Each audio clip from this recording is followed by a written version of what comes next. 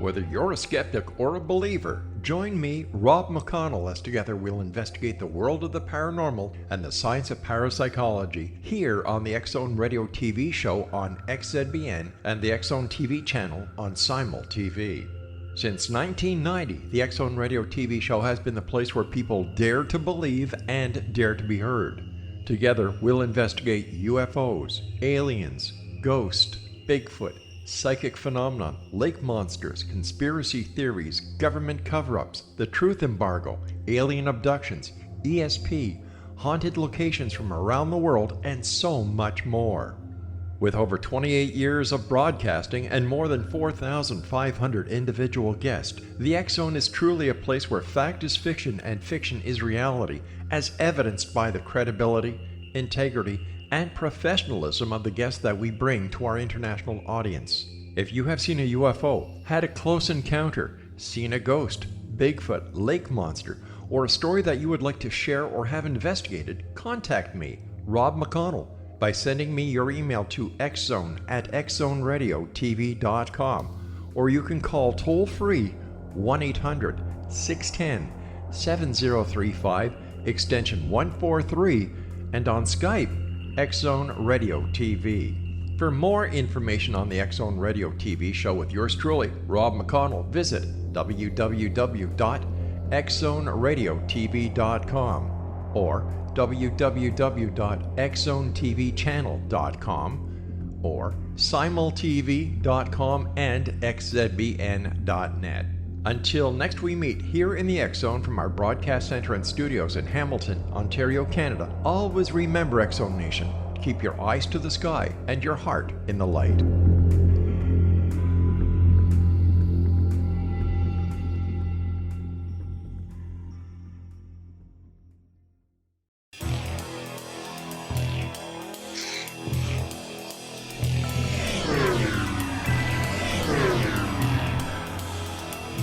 This is A Different Perspective with Kevin Randle. A retired U.S. Lieutenant Colonel, Kevin Randle has been studying UFOs for nearly 50 years. Kevin has investigated some of the most famous UFO cases in the world and has been consulted for dozens of documentaries about UFOs. Considered one of the leading experts into the Roswell UFO crash of 1947, Kevin has written more than 25 books about UFOs, including the recently published Roswell in the 21st Century. Now, here is the host of A Different Perspective, Kevin Randle. As I promised last week, I would return, and here I am. This is A Different Perspective, and I am truly Kevin Randle. Before we bring on Larry Holcombe, who is my guest tonight, I'll have a couple of things to talk about. As you've heard, Rob McConnell has initiated the International UFO Reporting Research Center, the IUFORRC, just a couple of days ago. You can find the website at www.iuforrc.com. And for those of you who've had a sighting, there's a form there that you can fill out. I'll be serving as the lead investigator with an idea to investigate UFO sightings with an eye to gathering the proper information for a database. The one thing that we have to point out here, and there's an awful lot of sightings that come across the transom where it's obviously Venus, it's obviously some kind of a mundane explanation, and we'll look at those sightings, but we're going to not pay a lot of attention to them because they're not really UFOs, they're not really flying saucers, they are that sort of thing, they are Venus. And it is incredible the number of people who mistake Venus for some kind of a flying saucer. I remember a case not long ago where people told me they'd seen this thing hovering near the horizon and it was shooting spotlights down into a pasture, maybe some kind of a cattle mutilation thing or not. But what they were looking at was Venus, and it was tricks of the atmosphere and tricks of their eyes and the brightness of Venus that kind of fooled them. And one of the giveaways was, well, we didn't really see it leave. It just sort of faded away after the sun went down, and that's a real clue for Venus. So we'll be taking a look at that, those sorts of things. And for those of you who are interested, please take a look at my book, Encounters in the Desert, which is about the Socorro UFO landing with Lonnie Zamora, and of course, Roswell in the 21st century. And now, for those of you who've waited patiently, I'll bring on Larry Holcombe, who for over 50 years has studied the fascinating subject of UFOs. And after taking early retirement, he became seriously involved in researching what he likes to refer to as the flying saucer phenomenon. He uses the term flying saucer because he finds UFOs all inclusive. And I always found UFOs, as he said, all inclusive, but flying saucers dealt with spacecraft. You're not talking about something that's unidentified, you're talking about something specific. So flying saucers really is kind of the better term, even though it had become pretty much a pejorative in the last 50 years. To be more precise, it is generally accepted that 90%, 95% of all UFO sightings are something prosaic, mundane, whatever, and the remaining 5% cannot be explained. The problem with this is in the statistics. If these statistics are presented to the casual observer, the natural thought would be if more research is done, the remaining 5% could be explained as well. And that's, of course, a false understanding. 95% becomes 100% of prosaic sightings, and the other 5% are the true UFOs, the true flying saucers. Of course, flying saucers come in all shapes and sizes, not just saucer shaped. However, for clarity, flying saucer works well for Larry, works well for me. His book is The Presidents and UFOs, A Secret History from FDR to Obama. Welcome to A Different Perspective, Larry Holcombe. Delighted to be here, Kevin, and I think your explanation of UFOs and flying saucers is spot on. It's and also the mention of of the planet Venus is something that drives me crazy. That why people can't see that they're looking at a planet. It can be rather amazing at certain times of the year. Really sticks out, but it's obvious what it is. Well, the problem with Venus goes back into the 19th century. And if you've read Evan McConnell's book on the Son of Morningstar, there's a point in there where Custer and the 7th Cavalry are on the Washita, and they're about to attack the Cheyenne village for really no reason whatsoever. But they see this light in the sky, and they think it's some kind of signal the Indians have put up, some kind of flaming arrow or something. And what they're looking at is Venus, of course. So, that problem goes back forever. There was a sighting during the Great Airship of 1897 where the people in Omaha were talking about the airship coming in and had a bright headlight on it. And I'm convinced what they were looking at was Venus as well. So there we are. Venus is the culprit here. Yeah. The book is The Presidents and UFOs, A Secret History from FDR to Obama. I was wondering what inspired you to write the book. Well, a good question. I guess the real simple answer is UFOs Past, Present, and Future, the documentary that was written and co-produced by Robert Emenegger. When I saw the documentary for the first time, I was startled. It is unique in that it goes into the subject of UFOs without any counter conversation. It obviously had the backing of the government. You just don't walk into the Pentagon with cameras and what have you and start filming without government approval. Rod Serling did a tremendous job. I thought it was an excellent documentary, and I couldn't get it off my mind. Consequently, I, through the help of, I guess it was Antonio Huneeus. Antonio Huneeus. Yes. I think he sort of disappeared from the field, but in any case, he knew Bob Emenegger. He contacted Bob, told him, I sent Antonio an email, and he forwarded it on to Bob Emenegger, and shortly thereafter, I got a call from Bob. We talked for probably 2 hours, and I was fascinated with his story, the whole background of the thing. So we started corresponding back and forth. He sent me a lot of documents and of various things, and we became friends. My wife and I ended up going to, my wife and I ended up going to his home in Fayetteville, Arkansas. We spent the night in his guest cottage, took him to dinner, had really a good conversation with him the next day, and before we left. And I just, the idea for the book came about. You know, when I talked to the people at Roswell that were at the festival when I was, I guess, the first year I attended. They all gave Bob thumbs up, and Don Schmidt for one, and a number of people said that he was a straight shooter. So the idea of the book formed.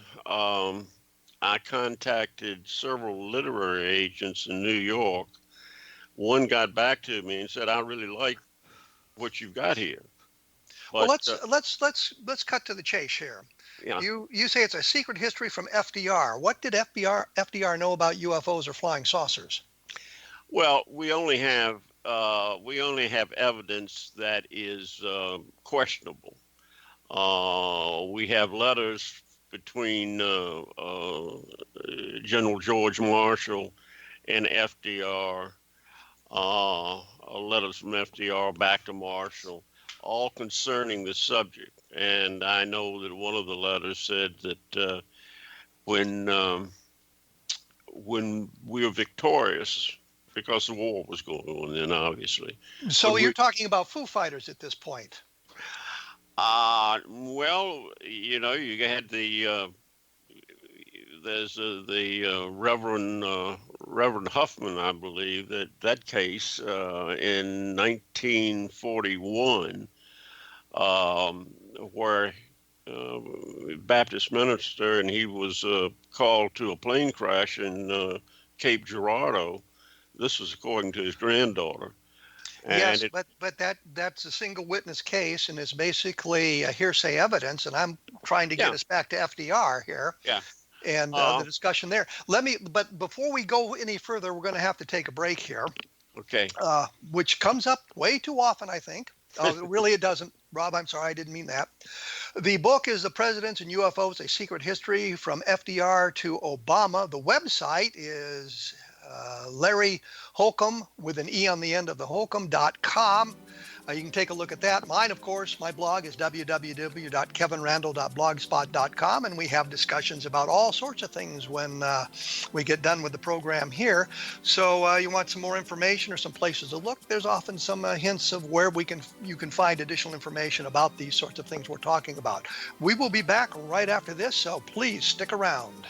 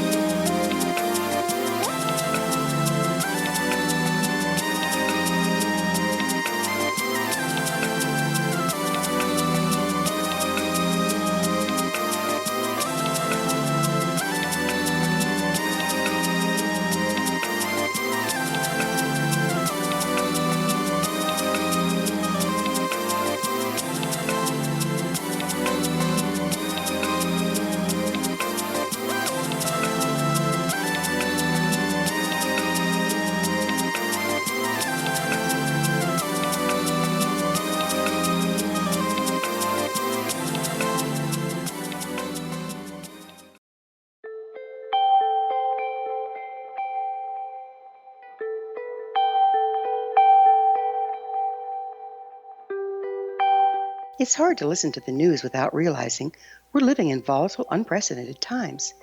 Yet never has there been such an opportunity to transform the human condition. As old structures fail, where can we find the guidance to co-create a better way? Find Your Path Home is an ever-evolving, leading-edge information, education, and healing resource center designed to support and guide you on your path to unity and enlightenment. Based on sound principles employed by shaman worldwide, we provide techniques that can support you through the current transitions. offering online shamanic classes, international long-distance shamanic healing sessions, complimentary Mission Evolution radio episodes and Stairway to Heaven TV vignettes, seminars, retreats, and much more. All of this can be found on findyourpathhome.com. So I was watching the X Zone TV channel last night when I was abducted by aliens, and they kept repeating to me over and over again, simultv.com, simultv.com. What's simultv.com? That's what I asked them. They had it written on the side of their UFO. How do you spell that? UFO. No, I mean simultv.com. simultv.com. simultv.com. Right. simultv.com. Interesting that you were abducted by aliens in a simultv.com UFO last night. Oh, yeah? Yeah. Now that you mention it, I remember now last night I was awakened from a deep sleep. My great-grandmother was standing there. She said she'd come from the hereafter to tell me about simultv.com. She even spelled it out for me. simultv.com, sonny boy. simultv.com. simultv.com, sonny boy. Wow. Yeah. Guys, you'll never guess what my psychic guru just told me. simultv.com. Exactly. Are you guys psychic too? Of course. We all know about simultv.com. simultv.com.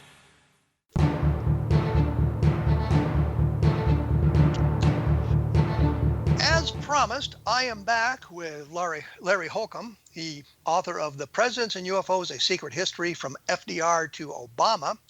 When we took the break, we were talking about the Cape Girardeau UFO crash from 1941, and I was saying that I had a bit of a problem with it simply because not only is it basically single witness, it's a secondhand witness as well. So there's not a lot of good information there. Could be great and authentic, but the lack of good corroborative information, I think, is a negative on that one. But I guess my question, Larry, is it would seem to me that FDR, given the timing of the documents you talk about during World War II, his interest would be in the Foo Fighters that were plaguing our air operations on a global scale. So is that kind of where FDR was, or is there something I'm missing?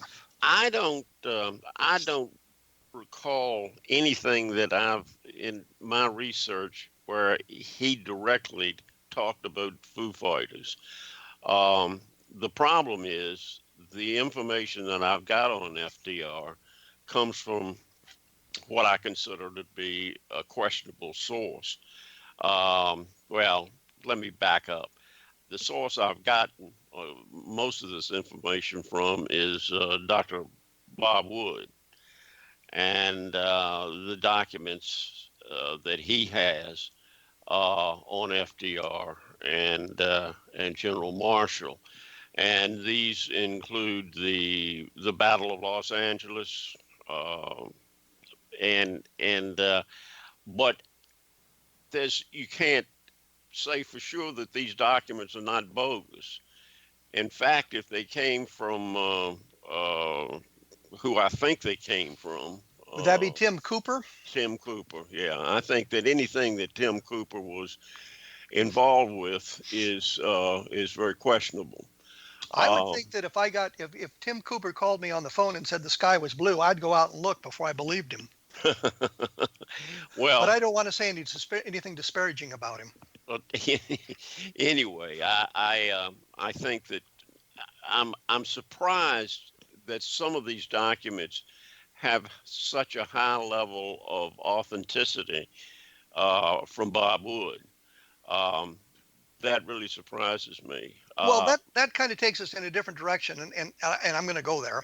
But Dr. Wood is a firm believer of MJ-12, and he accepts a great number of documents about MJ-12 as being authentic, including some of those that came from Cooper.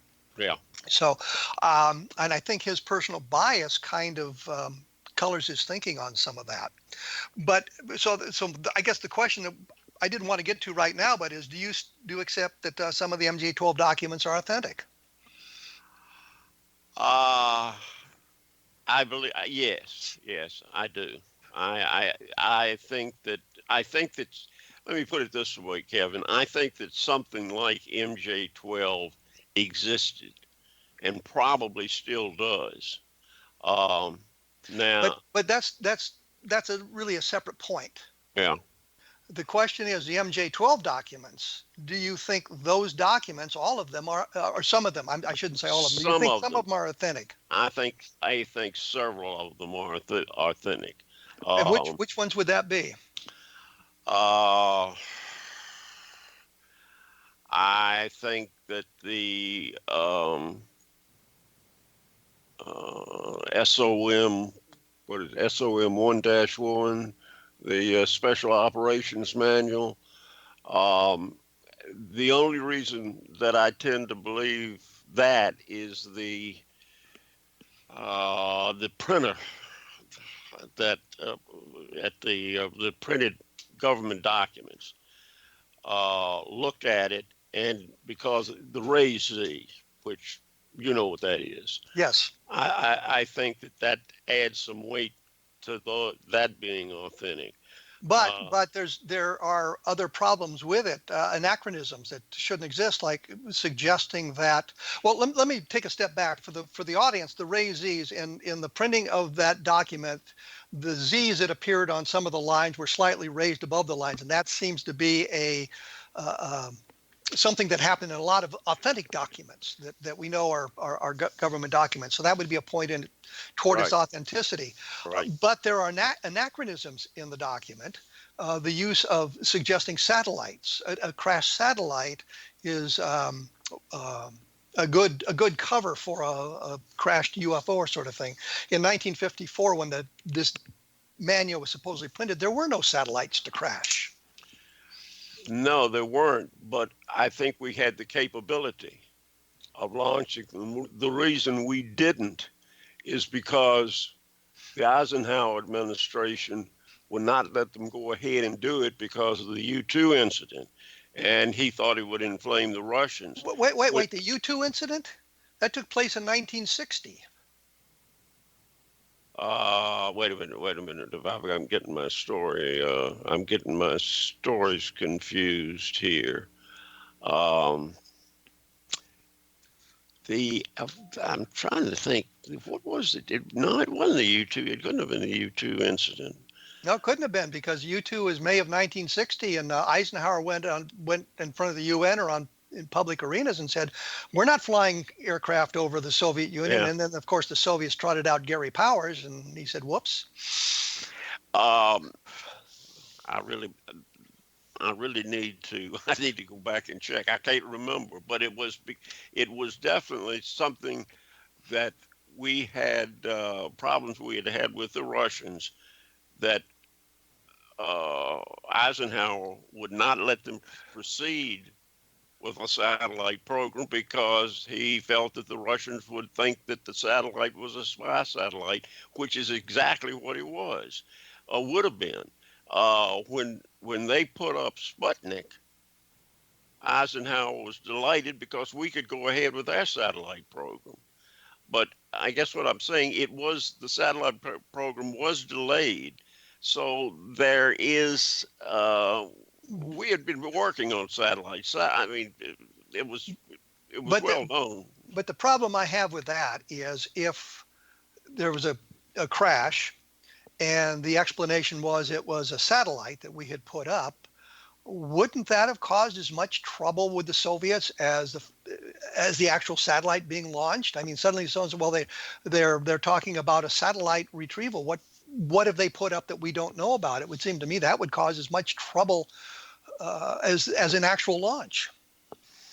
Well, if we had a satellite up, then the Russians would have been extremely suspicious of it. And boy, I wish I could go back and remember what triggered all this with Eisenhower. Why Eisenhower would not let the intelligence agencies move ahead. Well, let's move away from the manual. Yeah. Since we've hit an impasse here. Yeah. What about the Eisenhower briefing document? Do you think that's authentic? I think that is authentic, and I think human force minimal is off, and that's about as far as I can go with those documents. But there's a fatal flaw in the Eisenhower briefing document. What's that? There's a reference to the El Indio Guerrero UFO crash of December of 1950. That information came from a fellow named Robert Willingham. Willingham claimed that he had been an Air Force pilot, an Air Force fighter pilot, and he had seen the craft in the sky, and then he went down there in a private plane and saw all of that. Mm-hmm. The problem is Willingham was not an Air Force pilot. He was not an Air Force fighter pilot. He had spent 13 months in the military. So his story is untrue. So how does that story end up in the Eisenhower briefing document if it's authentic? Well, it's a good question. I know of the pilot, and I know that he was proven to be a fake. I would like to take credit for that, by the way. I proved him to be a fake.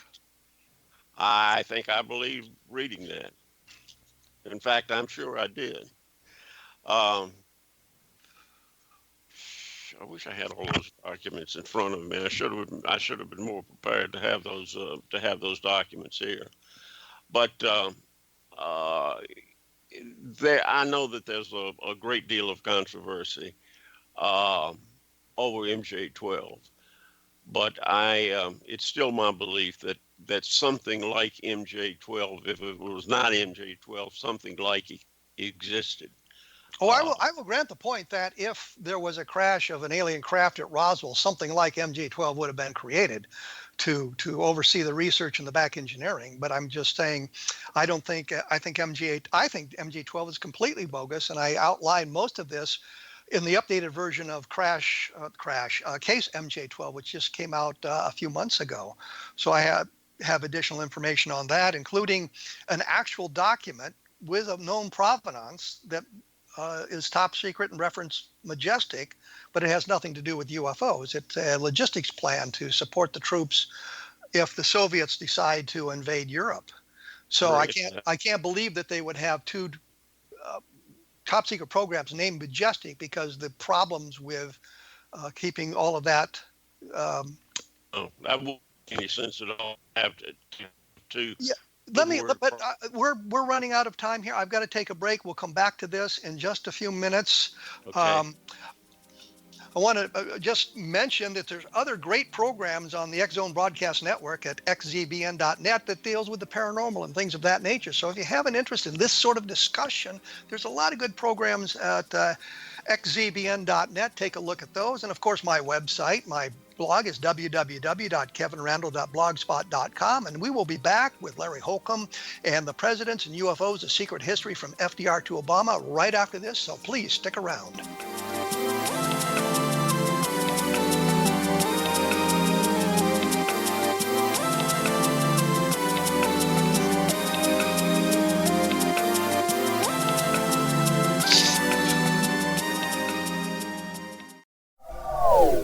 They are here, and they've been here for thousands of years, making their presence known in the shadows. They might be seen by a lonely motorist on a deserted road late at night, or by a frightened and confused husband in the bedroom he is sharing with his wife. But who are they? What do they want? Why are they here? Perhaps most concerning, has the government been aware of their presence all along? The new book by L.A. Marzulli, UFO Disclosure, the 70-year cover-up exposed, delves into the world of UFOs. Can full disclosure be soon?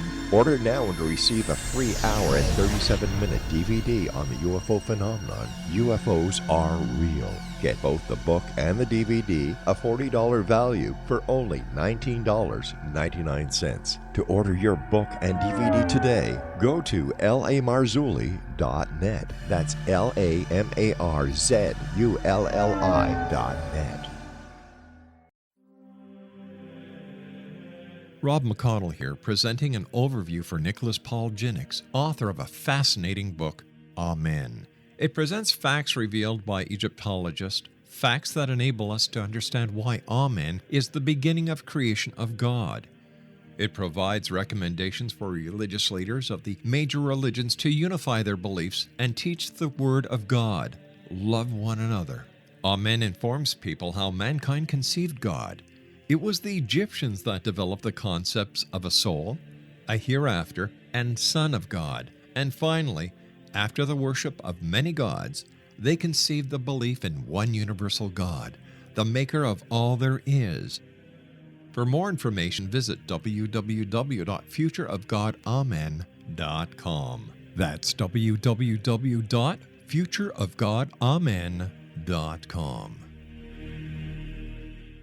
You have heard of the X Zone? Now watch it on Simul TV, plus 500 video games, live TV channels, free video on demand, worldwide, and more. Does this sound like tomorrow's television? Well, it is, but you can have it today, right now. It is Simul TV. Simul TV offers what the others only wish they could provide. 15 exclusive channels like X Zone, sci-fi, and horror. We are worldwide. No other provider offers that. 500 built-in video games. No need to have an extra expensive system. We have them included. Free video on demand. Live streaming events from around the world. Interactive online network, and much more. Tomorrow's TV today. Simul TV. Sound too good to be true? Well, it's not. You can have Simul TV today. Sign up at simultv.com. Do it today.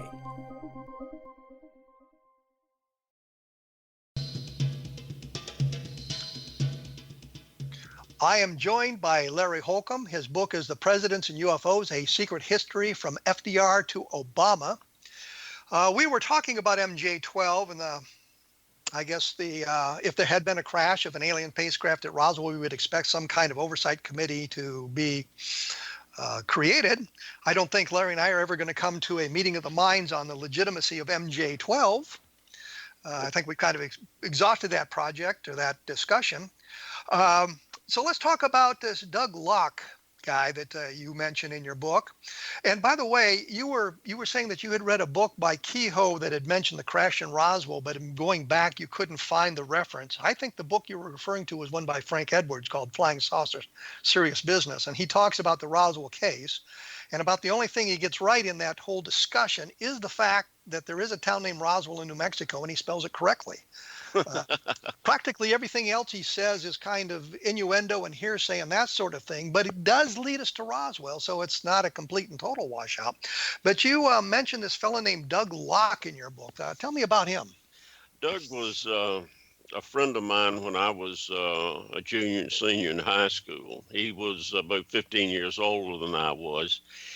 And I became friends with him. He came to the little town of Sanson where I lived and opened up a service station, and I became friends with him, and he let me work there occasionally. Anyway, he had told me that he had been a judo instructor. He had been in the Air Force, and he was a judo instructor, that he was sent to Japan at the direction of General Thomas Powell, working for General Curtis LeMay.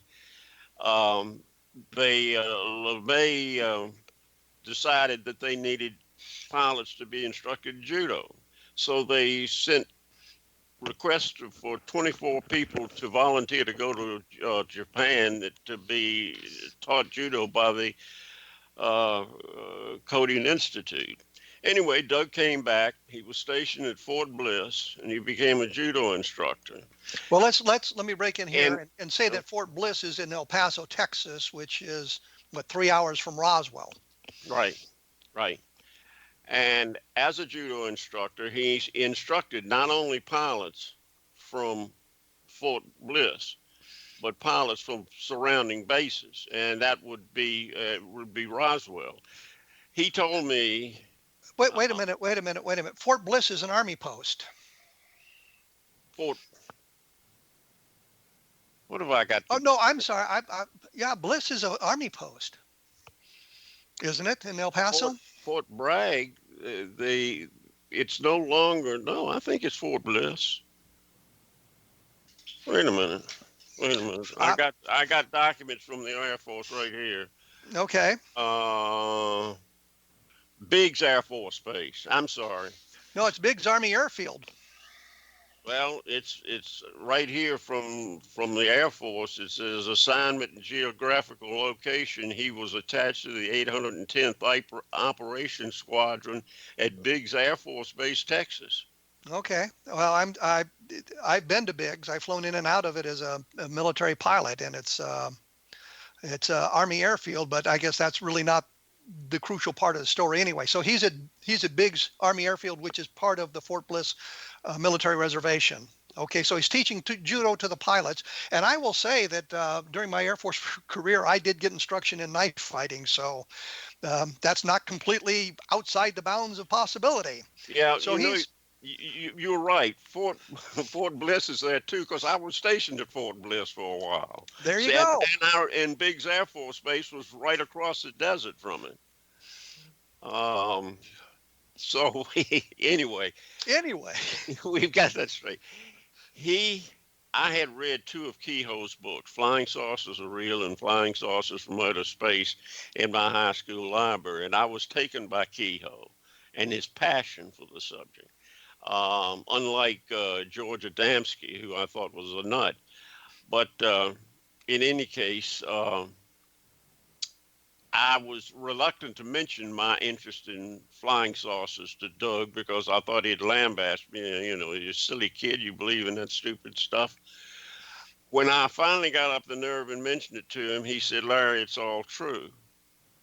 He said, I instructed pilots in judo when I was in the service, in the Air Force, and they told me stories that just scared the living daylights out of them. And he says these were brave guys. These guys that flew in the Second World War in Korea, um, they were very brave guys. And he said, I remember one bomber pilot telling me that he flew crash saucer debris to Wright-Patterson, which I think it was Wright Field at that time, along with some strange alien bodies.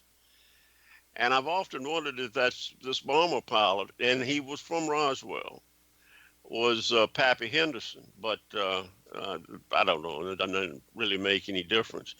But the point is, Kevin, that the stories he told me, that Doug Locke told me, is an exact overlay of the story that broke in 1980, 20 years later.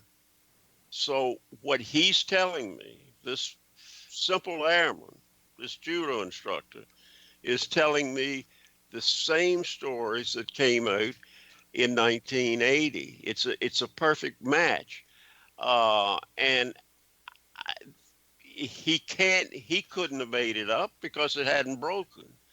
Uh, the only possible answer, unless you can come up with a better one, is that I'm making it up. That he never told me anything like that. But you know, that's my word. but Uh, we can't verify with him what he told you, can we? we can't verify that he was a judo instructor and that he told me these stories. But because the stories are so similar to the stories that broke 20 years later, that uh, and he's, believe me, he was not the kind of guy to believe in something like that. Um, Did you vet his credentials? yeah, I've got a letter from the Air Force. I wrote the Air Force and wanted to see if I could get documentation on him. The National Personnel Records Center sent me a letter back and said that they couldn't do it because his Air Force records were destroyed in a large warehouse fire, which I'd already heard probably would be the case. I heard this from a general officer that this Air Force fire uh, uh, destroyed personnel records from 1947 through 1963, starting with H and going through Z. So that would be Locke would be in there. But the letter doesn't really say that, does it? It said if he was a member of the military at the time, his records may have been in the part that was destroyed. Wait a minute. Oh, it's saying that they were. The letter says the fire destroyed the major portion of records of Army military personnel from 1912 to 1959 and records of Air Force personnel with surnames Hubbard through Z for the period 1947 through 1963. Yes, but that does not mean his record was there. It means those records were destroyed. You see what I'm saying? It's not verification of his military service because there are no records. They were burned. The second No. They sent me one sheet. Information releasable under the Freedom of Information Act. Okay. Name, Douglas T. Locke. Branch of service, serial number, U.S. Air Force, AF-14, so on.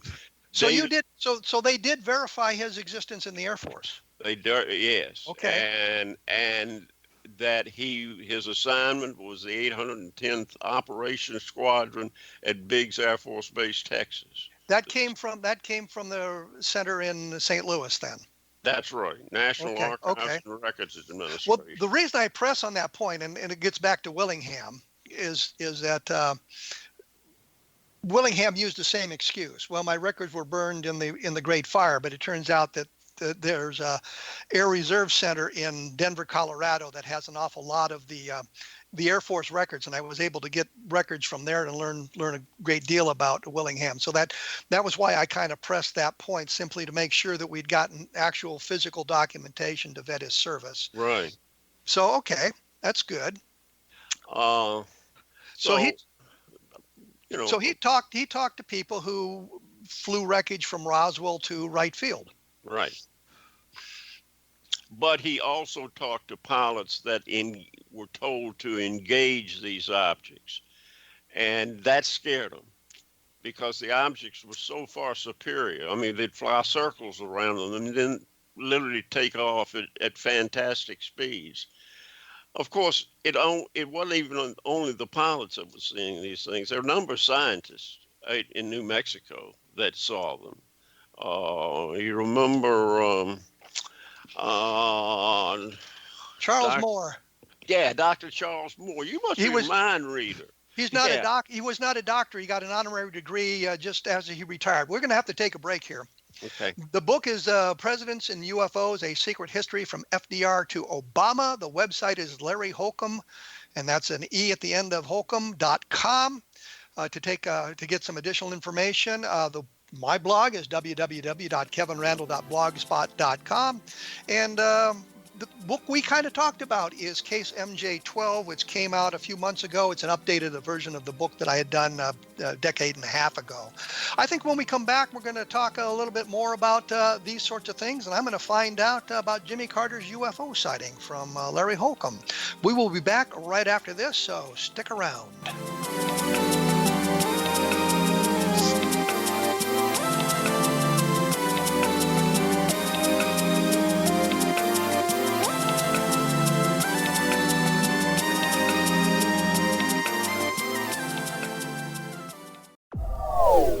They are here, and they've been here for thousands of years, making their presence known in the shadows. They might be seen by a lonely motorist on a deserted road late at night, or by a frightened and confused husband in the bedroom he is sharing with his wife. But who are they? What do they want? Why are they here? Perhaps most concerning, has the government been aware of their presence all along? The new book by Ellie Marzulli, UFO Disclosure, the 70-year cover-up exposed, delves into the world of UFOs. Can full disclosure be soon? Order now and receive a free hour and 37-minute DVD on the UFO phenomenon. UFOs are real. Get both the book and the DVD, a $40 value, for only $19.99. To order your book and DVD today, go to lamarzulli.net. That's LAMARZULLI.net.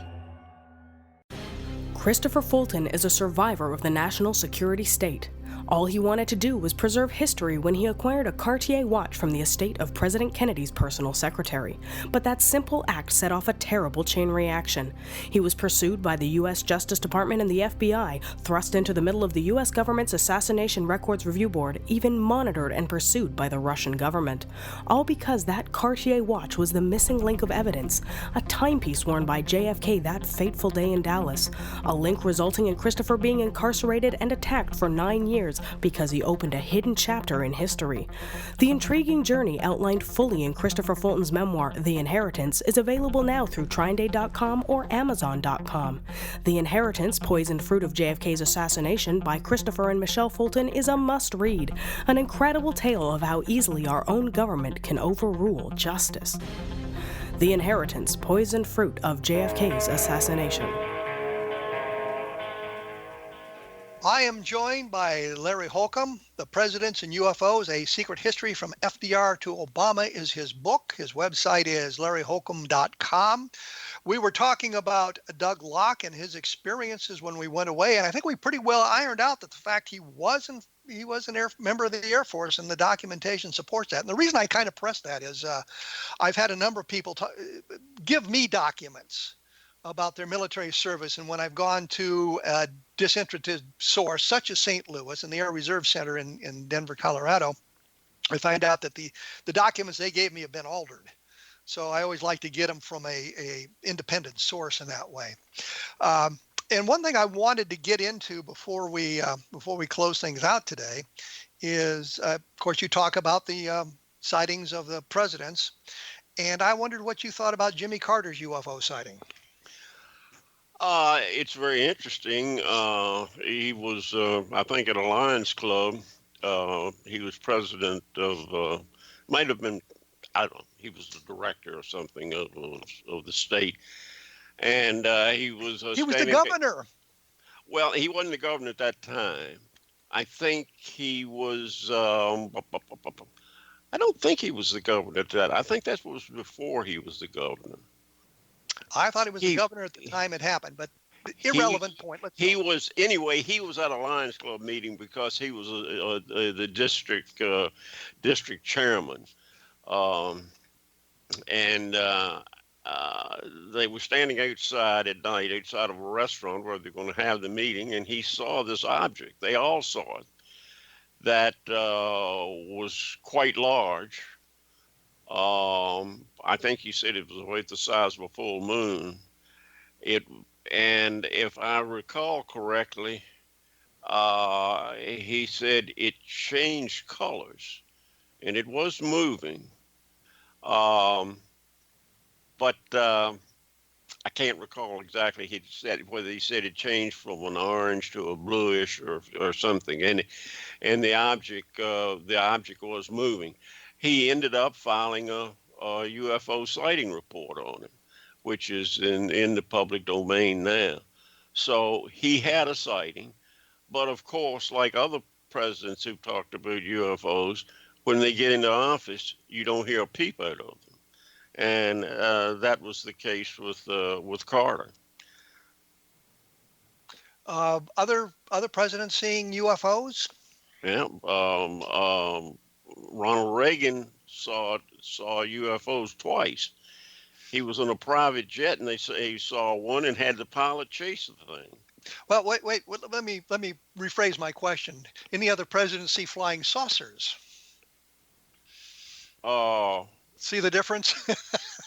Yeah, well, I mean, one would assume. I don't think, no, Reagan probably referred to it as UFO because UFO was the common term used then.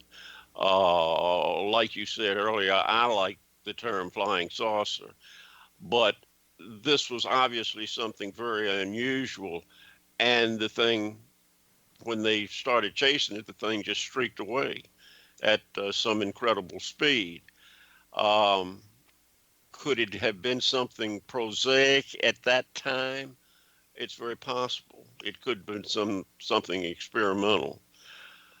But he also saw what appeared to be a alien craft on the ground on a road in front of him, and he was going to a party at I forget whose house it was. May have been Shirley MacLaine, Lucille Ball, I think it was. And he told them about this object that was sitting on the ground and sort of blocking their way in the road. And they said that's why he was late. He and Nancy both saw it. I don't think Reagan would go to a party, and I forget who else was there. Steve Allen, I believe. Steve Allen talked to him at length about it. He was apparently very interested in it. That's Reagan's story in a short capsule. Are these tales related in your book? Yes. So and there'd be more information about them? Yeah, much more.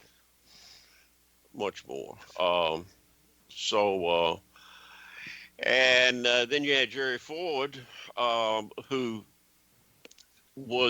wrote a letter to Mendel Rivers when he was in the House of Representatives, and said that trying to get congressional hearing on UFOs because of all of his constituents in Michigan were hammering him about these sightings that they were having in Michigan. You remember the Michigan flap in like 1966 or something in that time frame. I don't know. It was 1966. Yeah. It was in the Ann Arbor, Dexter, Michigan area. Yes. And it's where J. Allen Hynek said it was based on swamp gas. Right. But the interesting thing there is that Jerry Ford never spoke about it in office.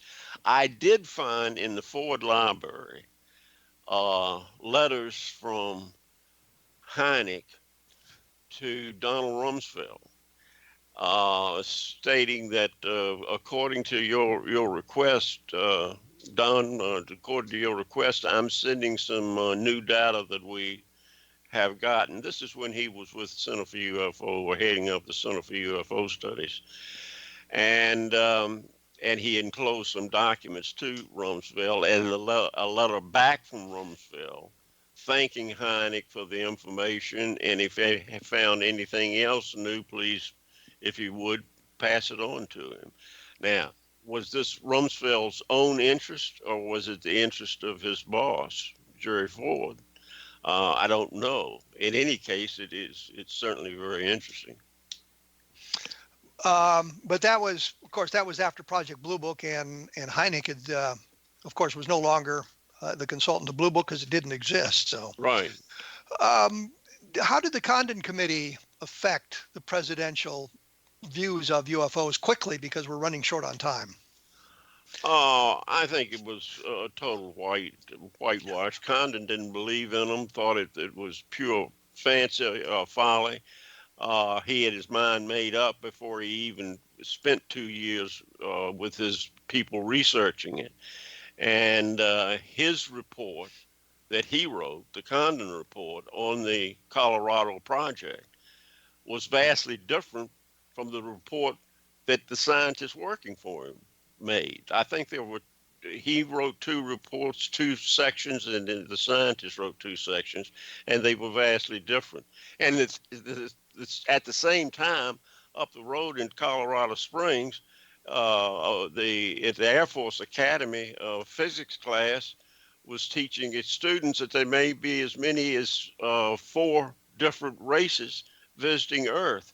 And back in Denver, the University of Denver was collecting $500,000 from the Air Force. It's the University of Colorado in Boulder. University of Colorado, okay. Well, I didn't want to give the University of Denver a bad name. I mean, trying to protect the University of Denver. I'm getting old. Sometimes these facts escape me. That's what the internet is for. Yes. To help you out. And it does all the time. There was clearly a dichotomy between or amongst the various people in the Air Force about what was going on and what is accurate and what is not accurate. So the Right. fact that the Condon Committee, which was a civilian organization, was saying one thing, and the Air Force had a textbook out saying something else is two different matters. But it's a point that they really hadn't coordinated the information or the intelligence. Larry, we're going to have to let you go. We're running out of time once again. Well, I enjoyed it. The book is The Presidents and UFOs, A Secret History from FDR to Obama. The website is larryholcombe.com for additional information. And as I say, take a look at www.kevinrandle.blogspot.com. Larry, I enjoyed the conversation, and we'll have you back sometime. Okay. Things you need to know before we go. www.iuforrc.com is the new reporting center, the International UFO Reporting Research Center. I'll be working as the lead investigator on that, looking into UFO sightings. So there you go.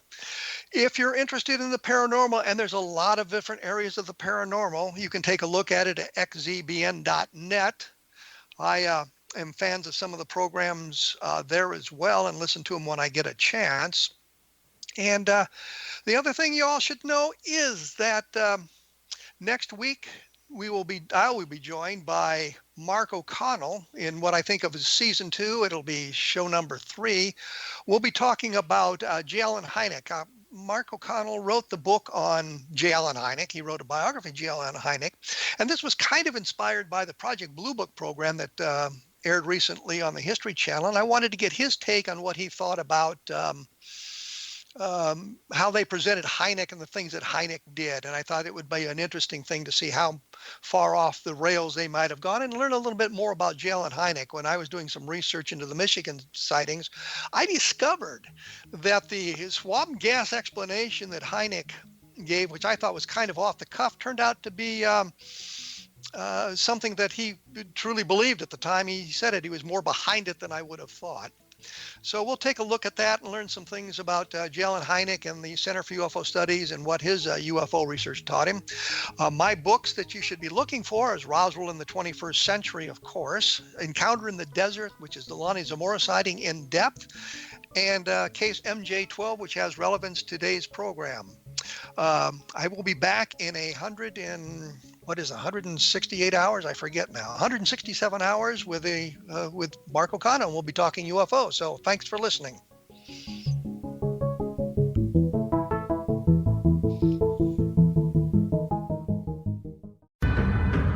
If you are looking for a safe, zero-calorie natural option to the harmful artificial sweeteners on the market today, Just Like Sugar is what you're looking for. Just Like Sugar is a wonderful natural alternative for those health-conscious people who choose a calorie-restricted diet with a great, pure, sweet flavor that tastes just like sugar.